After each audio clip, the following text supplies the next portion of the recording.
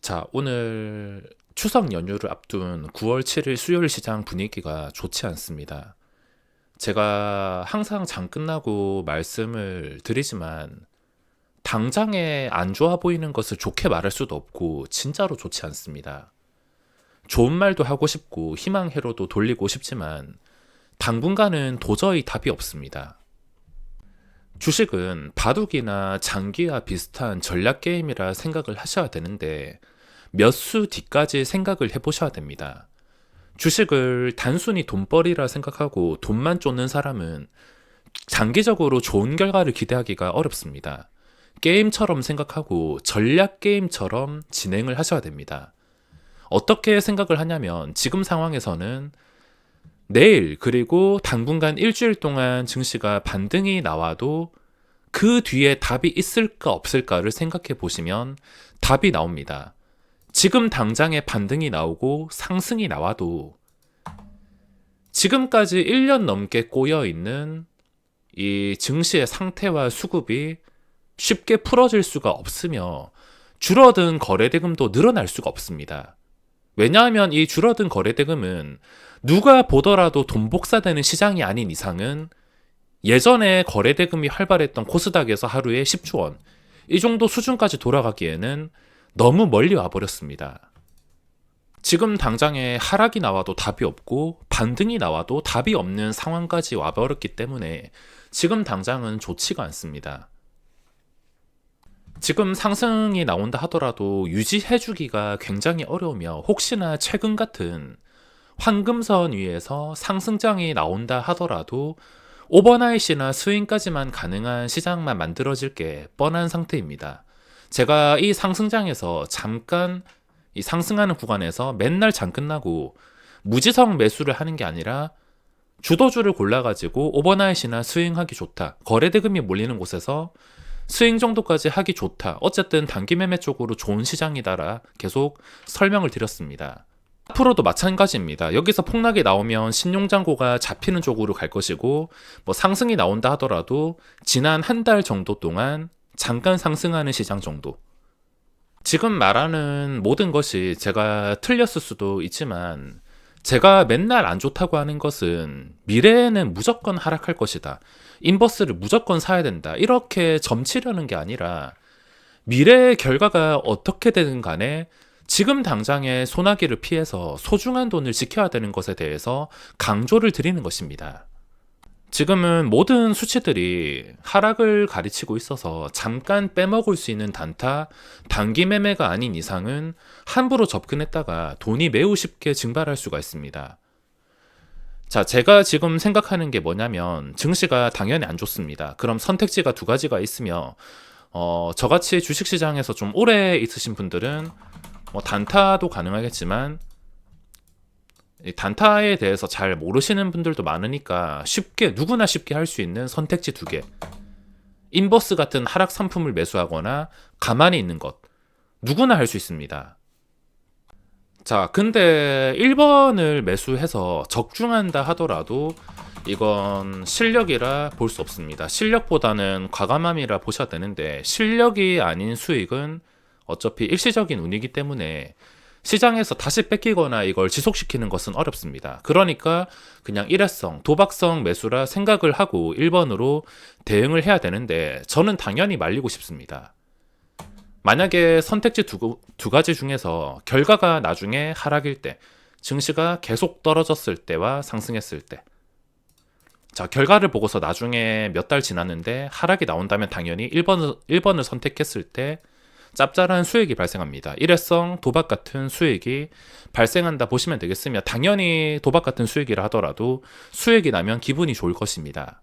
그리고 2번을 선택했을 때 증시가 하락했는데 계좌에 변동이 없음, 소중한 돈 지키기 가능하면 기분이 나쁘지 않습니다. 1번은 기분이 좋을 수 있지만 2번은 좋진 않더라도 나쁘지는 않습니다.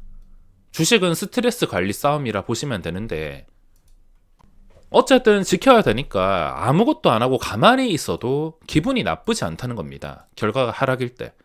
그리고 나중에 결과가 상승일 때 똑같이 생각을 해보면 인버스를 들어갔을 때 지수가 상승이면 당연히 손실이 발생합니다. 손실이 발생하면 당연히 기분이 좋지 않습니다. 그리고 일회성 도박 매수라 생각을 하셔야 되며 이게 맞아 떨어질지 아니면 틀릴지 알 수 없습니다. 다 감수하고서 저질러야 되는 일이며 이번은 가만히 있는 것은 증시가 상승한다 하더라도 어쨌든 간에 돈을 지키게 되어 있기 때문에 기분이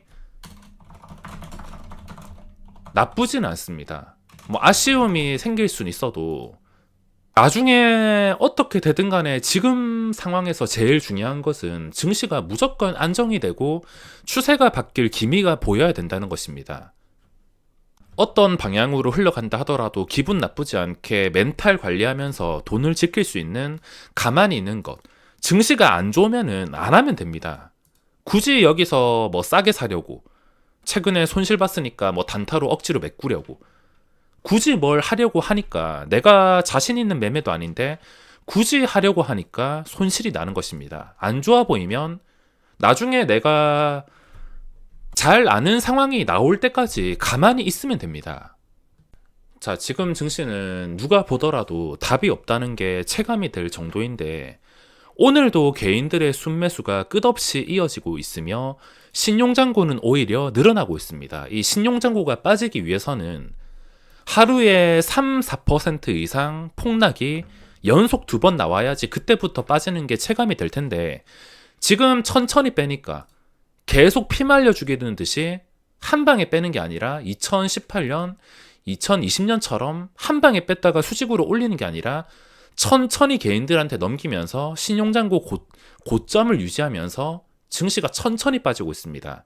천천히 빠지고 있기 때문에 이런 수급이 가능한 것이고 끝까지 개인들의 순매수가 이어진다면 뭐 당장에 하루 이틀 변동성 다 무시하고 나중에 결과를 봤을 때 결국에 신용잔고가 터질 때까지 다 같이 망하는 그림이 나올 수가 있습니다.